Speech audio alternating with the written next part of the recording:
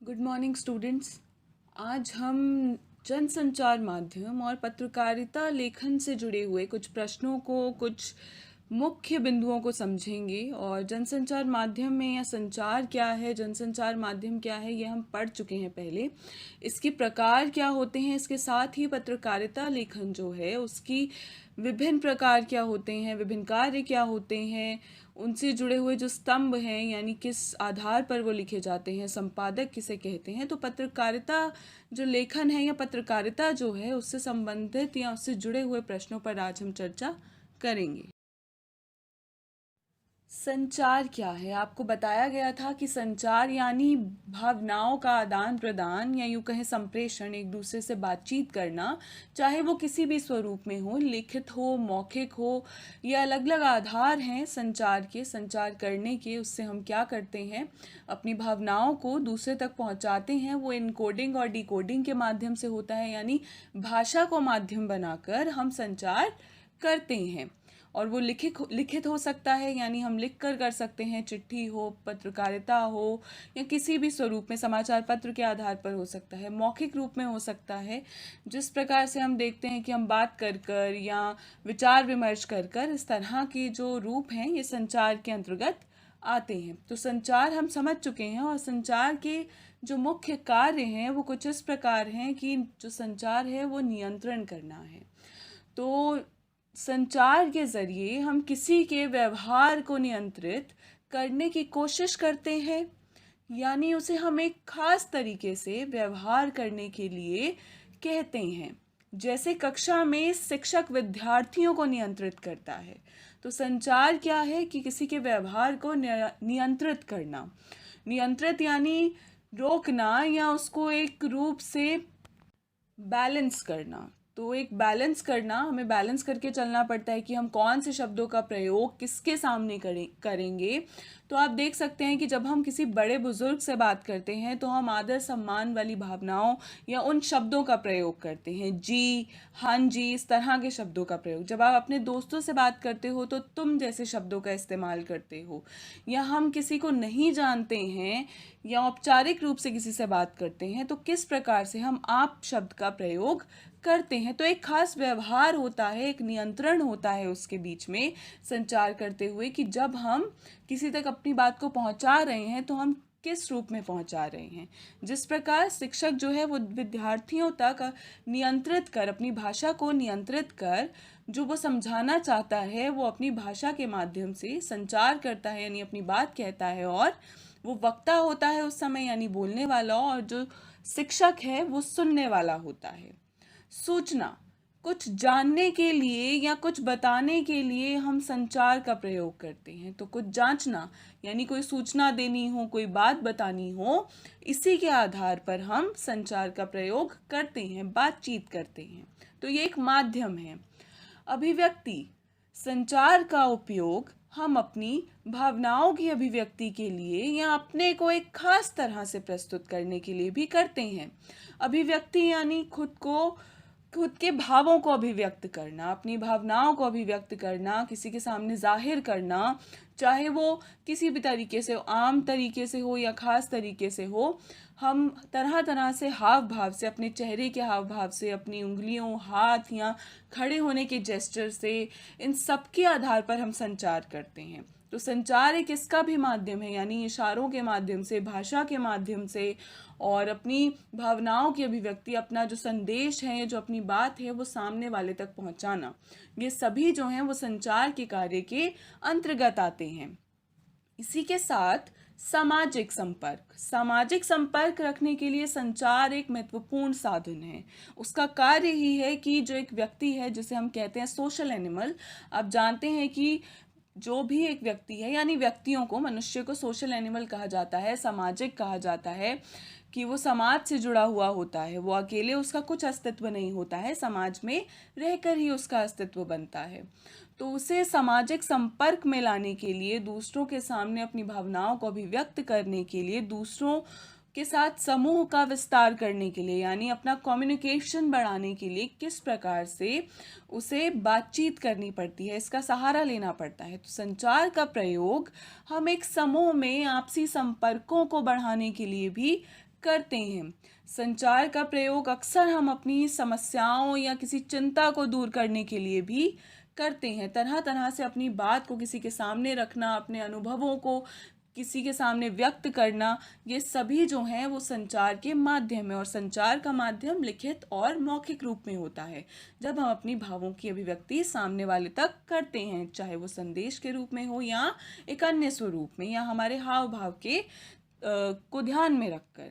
तो ये जो सभी चीज़ें हैं वो संचार के कार्य के अंतर्गत आती हैं। जनसंचार के कार्य। जनसंचार, सबसे पहले जनसंचार क्या है, यानी बहुत से अधिक मात्रा में लोगों तक अपनी बात पहुंचाना। और जनसंचार दो प्रकार के होते हैं, आपको पता है। एक होता है लेखन रूप में, जिसमें समाचार पत्र, मैगजीन्स, ये सब आता है। और दूसरा है इलेक्ट्रॉनिक मीडिया, जिसके अंतर्गत टेलीविज़न हो गया, रेडियो हो गया, सिनेमा है, इंटरनेट है। ये सारी चीज़ें जो हैं वो किसके अंतर्गत आती हैं, इलेक्ट्रॉनिक मीडिया के अंतर्गत आती हैं, जिससे हम बहुत सारी जो सूचनाएं हैं वो बहुत, यानी जन जन तक, बहुत अधिक बड़ी जनसंख्या तक पहुंचा सकते हैं। तो इसी प्रकार जनसंचार के कुछ कार्य हैं, कुछ प्रमुख कार्य हैं, जिसका वर्णन कुछ इस प्रकार है। सूचना देना। तो जनसंचार का कार्य है सूचना देना। जनसंचार माध्यमों का प्रमुख कार्य सूचना देना है। हमें उनके ज़रिए ही दुनिया भर से सूचनाएं प्राप्त होती हैं। हमारी ज़रूरतों का एक बड़ा हिस्सा जो है वो जनसंचार माध्यमों के ज़रिए ही पूरा होता है। किस प्रकार की, जैसे हम दिल्ली जैसे राज्य में बैठे हैं और हम बहुत सी राज्यों की खबर जानना चाहते हैं, या किसी दूसरे व्यक्ति से बात करना चाहते हैं, या यहाँ बैठे हैं, भारत देश में बैठे हैं और यूएस से, अमेरिका जैसे जो देश हैं उनसे बात करना चाहते हैं, वहाँ से संपर्क साधना चाहते हैं, तो इन सब के लिए सूचना या जनसंचार का जो माध्यम है वो अत्यंत ज़रूरी है। हमारा पूरा हिस्सा जो है हमारी ज़िंदगी का, वो जनसंचार के ही माध्यमों से ही जुड़ा हुआ है। शिक्षित करना। जनसंचार माध्यम सूचनाओं के ज़रिए हमें जागरूक बनाते हैं।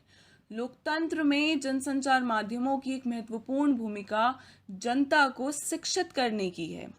यहाँ शिक्षित करने से आशय उन देश दुनिया के हाल से परिचित कराने से है, उनके प्रति सजग बनाने से है। जैसा मैंने आपसे कहा कि केवल हम अपने देश की खबरों से ही अवगत नहीं होते हैं, बल्कि हम बहुत से जो अन्य देश हैं या अन्य राज्य हैं, अपने देश में बैठे बैठे हम उनके राज्य में हो रही घटित घटनाओं का वर्णन जान सकते हैं, वहाँ की स्थिति परिस्थिति को जांच सकते हैं, वहाँ से जुड़ी हुई सूचनाओं को समझ सकते हैं। मनोरंजन करना। जनसंचार माध्यम मनोरंजन के प्रमुख साधन हैं, जैसे सिनेमा, टेलीविज़न, रेडियो, संगीत की टेप हो गई, वीडियो, किताबें आदि जो हैं वो किस प्रकार से मनोरंजन भी करते हैं। तो जनसंचार का कार्य मनोरंजन करना भी है। आप सब देखते हैं कि रेडियो हो, टेलीविज़न हो, इसके माध्यम से न केवल सूचनाओं का आदान प्रदान होता है, बल्कि मनोरंजक का भी यह एक महत्वपूर्ण साधन है। बहुत सी ऐसी चीज़ें हैं जो हमें इनके द्वारा ही पता चलती हैं, और मनोरंजन भी एक महत्वपूर्ण हिस्सा है इसका। एजेंडा तय करना। जनसंचार माध्यम सूचनाओं और विचारों के जरिए किसी देश और समाज का एजेंडा भी तय करते हैं। जब समाचार पत्र और समाचार चैनल किसी खास घटना या मुद्दे को प्रमुखता से उठाते हैं या उन्हें व्यापक कवरेज करते हैं, तो वे घटनाएं, मुद्दे आम लोगों में चर्चा के विषय बन जाते हैं। किसी घटना या मुद्दे को चर्चा का विषय बनाना जनसंचार माध्यम और सरकार और समाज को उस पर अनुकूल जो है प्रतिक्रिया करने के लिए बाध्य कर देते हैं। इसका अर्थ क्या हुआ, आप समझे कि एजेंडा तय करता है जनसंचार माध्यम। ऐसी बहुत सी सूचनाएं जो हैं वो हम तक पहुंचाता है और ऐसे मुद्दों को समाज में उठाता है जिन तक बहुत से लोग नहीं पहुंच पाते हैं या उससे जुड़ी हुई खबरों को नहीं समझ पाते हैं। जैसे आप देख सकते हैं निर्भया केस था, तो किस प्रकार से उससे जुड़ी हुई जो खबरें हैं या उससे जुड़ा हुआ, या जो रेप है उससे जुड़ी हुई जो बातें हैं, उसका एक जो मुद्दा है वो समाज में उठाया गया। और जो हमारी कुरीतियाँ हैं या रीतियाँ हैं, उनसे संबंधित अगर कुछ गलत होता है समाज में, उसके खिलाफ आवाज़ उठाया जाना। या अभी करंट में हम देखें तो किस प्रकार से विकास दुबे जैसे गैंगस्टर्स जो हैं उनके ज़रिए एक मुद्दा उठाना कि इस तरह से समाज में इन लोगों का खात्मा होना चाहिए। तो यह विषय जो है वो जन समूह तक फैल जाता है और उससे संबंधित बातचीत जो है वो अधिक से अधिक लोगों तक पहुंचाना जनसंचार का कार्य है। निगरानी करना, तो जनसंचार माध्यम जो है उसका एक कार्य यह भी है कि वो निगरानी रखता है, चाहे वो समाज से जुड़े हुए कार्य हों या सरकार की गलत गलत कदम हो, तो उससे जुड़े हुए कार्यों पर निगरानी रखना कि जो भी सरकार है वो अपने जो बताई गई बातें हैं या अपनी जिम्मेदारियों को किस प्रकार निभा रही है या नहीं निभा रही है, उसकी एक संस्था पर निगरानी रखना, उसकी उनके कार्यों पर सही रूप से नज़र रखना, उसका काम भी जनसंचार माध्यम या जनसंचार का कार्य होता है। विचार विमर्श के मंच जनसंचार, आप देखते हैं कि किस प्रकार से जनसंचार के माध्यम से विचार विमर्श होता है। बहुत से डिबेट्स होते हैं, संपादकीय पृष्ठ होते हैं न्यूज़पेपर्स में, जहां इससे जुड़ी हुई बहुत सी घटनाओं से जुड़ी हुई बातचीत होती है संपादक के माध्यम से, या संपादक तक वो बहुत सी चिट्ठियां पहुंचाई जाती हैं जो लोगों के क्षेत्र से जुड़ी हुई समस्याएं होती हैं। तो ये एक विचार विमर्श का भी मंच है। पत्रकारीय लेखन की भाषा शैली कैसी होती है? पत्रकारीय लेखन यानी मैगजीन से जुड़े हुए जो हैं या समाचार पत्रों से जुड़ी हुई उनकी भाषा शैली कैसी होनी चाहिए?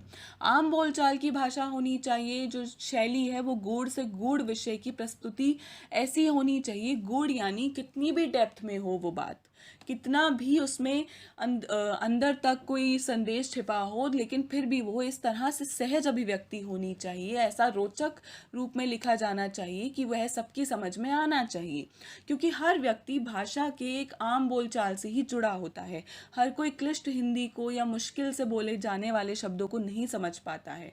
तो जनसंचार या पत्रकारीय लेखन जो है उसमें जिस प्रकार की भाषा का इस्तेमाल किया जाए वो इस प्रकार की हो कि जो जनता तक वो पहुंच रहा है तो वो उसे आराम से समझ सके। उसके वाक्य जो हैं वो छोटे छोटे हों, शब्द जो हैं वो किस प्रकार से हो, सरल हो, ताकि वो समझे जा सकें। पत्रकार के प्रकार, पत्रकार के प्रकार कुछ इस प्रकार हैं। पूर्णकालिक पत्रकार, तो 3 प्रकार के हैं। तो पहला पूर्णकालिक पत्रकार, ये पत्रकार किसी समाचार संगठन में काम करने वाले नियमित वेतनभोगी कर्मचारी होते हैं। पूर्णकालिक यानी वो एक अखबार से या एक मैगजीन से पूरी तरह से जुड़े होते हैं, उन्हें हर महीने सैलरी मिलती है और नियमित रूप से उनका एक कॉन्ट्रैक्ट साइन होता है। तो इसे कहते हैं पूर्णकालिक, जो उसी समाचार पत्र से ही उसी संगठन से लगातार जुड़े रहते हैं। अंशकालिक पत्रकार, ये किसी समाचार संगठन के लिए निश्चित मानदेय का पर कार्य करते हैं। जैसे एक कॉन्ट्रैक्ट साइन करेंगे जिसमें वो 6 महीने के लिए या महीने भर के लिए केवल वहाँ पर लिखेंगे और उसके बाद अपनी जो वेतन है वो लेकर वो वहाँ से चले जाते हैं, यानी कुछ समय के लिए, अंश के लिए वो वहाँ काम करते हैं किसी संगठन के साथ। फ्रीलांसर या स्वतंत्र पत्रकार वो होते हैं जो भुगतान के आधार पर अलग अलग अखबारों में लिखते हैं। तो जिस प्रकार से उन्हें वेतन मिलेगा वो अलग अलग अखबारों में उस तरह से जैसा उन्हें भुगतान हो रहा है कि एक समाचार पत्र से उसे ज़्यादा शुल्क मिल रहा है और दूसरे से कम मिल रहा है, तो जहाँ उसकी इच्छा होगी, जो उससे मांग करेगा, वो वहाँ उस अखबार में उसे लिख कर देगा। वो किसी एक पर्टिकुलर अखबार से नहीं जुड़ा होता है। स्तंभ लेखन, स्तंभ लेखन विचारपरक लेखन का प्रमुख रूप है। खास शैली के कुछ लेखक अखबार में नियमित लेख देते हैं और इस लेख का विषय व विस्तार स्तंभ लेखन की मर्जी से होता है। स्तंभ लेख लेखक के नाम पर जाने और पसंद किए जाते हैं। जैसा आपने देखा होगा कि टाइम्स ऑफ इंडिया या हिंदुस्तान टाइम्स, नवभारत टाइम्स, इसमें एक स्तंभ लेखन का कॉलम होता है जिसमें केवल एक लेखक जो है हर बार अपनी एक अलग कहानी, एक अलग कोई प्रस्तुति, अभिव्यक्ति रखता है, किसी भी एक विषय से जुड़ी हुई बात रखता है और तरह तरह से खास शैली में उसे लिखकर लोगों तक पहुंचाता है। तो उसे एक स्तंभ लेखन कहते हैं। वो एक अखबार का या मैगजीन का एक पर्टिकुलर कॉलम होता है जिसमें लिखा जाता है। पत्रकारिता, साक्षात्कार व सामान्य बातचीत में अंतर। तो पत्रकारिता का जो साक्षात्कार है, इंटरव्यू, यानी साक्षात्कार को इंटरव्यू कहते हैं, और सामान्य बातचीत में क्या अंतर होता है? साक्षात्कार में एक पत्रकार किसी दूसरे जो व्यक्ति है उससे तथ्य, उसकी राय व भावनाएं जानने के लिए प्रश्न पूछता है, जबकि सामान्य बातचीत में प्रश्नात्मक शैली नहीं होती है। जब हम किसी से बात करते हैं सामान्य रूप से तो वो प्रश्नात्मक शैली नहीं होती है, हम कभी भी उसे बीच में टोक कर कोई भी अलग बात शुरू कर सकते हैं। लेकिन जब हम पत्रकारीय रूप से साक्षात्कार करते हैं, कोई इंटरव्यू लिया जाता है, तो उस व्यक्ति से जिससे लिया जा रहा है इंटरव्यू, जिसका लिया जा रहा है, तो उससे जुड़ी हुई, उसके जीवन से जुड़े हुए सारे तथ्यों को, फैक्ट्स को निकाला जाता है, उसकी राय व भावनाओं को जांचा जाता है और उससे तरह तरह के प्रश्न किए जाते हैं। और जब वो एक प्रश्न का उत्तर दे देता है, उसी के बाद उससे अगला प्रश्न किया जाता है। तो एक औपचारिक रूप से यह साक्षात्कार होता है। इसी के साथ ही संपादक, संपादक वह होता है, वह व्यक्ति है जो समाचार पत्र के संपादकीय कार्य का निर्देशन, नियंत्रण व निरीक्षण करता है, उसे संपादक कहते हैं। यह समाचार पत्र में प्रकाशित सामग्री के लिए उत्तरदायी होता है। यह संपादकीय विभाग का प्रमुख प्रशासनिक एवं विविध या विधिक अधिकारी होता है। विधिक यानी वो सारा काम संभालता है। एडिटर होता है, वह जांच करता है कि यह जो कंटेंट या जो भी रूपरेखा है, जो भी लेखन उसके सामने रखा गया है और वो छपने लायक है या नहीं है, उसमें कोई अशुद्धियाँ तो नहीं है, वो निरीक्षण करता है, पूरी इन्वेस्टिगेशन करता है उस चीज़ की, उस पर नियंत्रण रखता है, उस सामग्री से जुड़े हुए किसी भी एक शब्द का या उसमें अगर किसी भी तरह का कोई गलत शब्द छप गया तो वो संपादक ही होता है जो इसका उत्तरदायी होता है। तो यानी उसी पर ही आगे इस बात के लिए जोर दिया जा सकता है या उसे ही गलत ठहराया जा सकता है कि उसने अपनी अखबार में इस तरह का आर्टिकल छपने क्यों दिया। तो ये जो सारी चीज़ें हैं वो संपादकीय विभाग के अंदर आती हैं, जो एक प्रशासनिक कार्य है और जिसका समाचार पत्र से जुड़े हुए हर कॉलम का जो निर्देशन है वो कौन करता है, संपादक करता है। तो आज हमने पत्रकार किस प्रकार के होते हैं या कितने प्रकार के होते हैं, जनसंचार माध्यम का क्या कार्य होता है, संचार के कार्य जो नियमित रूप से हमें एक दूसरे से जोड़ कर रखते हैं, उन उन सभी चीज़ों के बारे में जाना। और इसी के साथ आपको अपने न्यूज़पेपर में से कोई भी एक कॉलम जो आपको स्तंभ लेखन से जुड़ा हुआ लगता हो या आपको कोई अलग लगता हो, फीचर लेखन लगता हो, तो आप उसका जो भेद है वो जानने की कोशिश करेंगे। ये एक्टिविटी आपको करनी है। कोई एक न्यूज़पेपर का कोई भी एक अच्छा कॉलम या आर्टिकल आपको जो किसी एक पर्टिकुलर किसी लेखक ने या किसी राइटर ने या पोएट ने लिखा हो, वो अपनी नोटबुक में उसको पेस्ट करना है। इसके साथ ही आपको असाइनमेंट करना है और असाइनमेंट उसे आपको समय पर मुझे सबमिट करना है ताकि मैं उसका मूल्यांकन कर सकूं, आपकी अटेंडेंस लगा सकूं। धन्यवाद।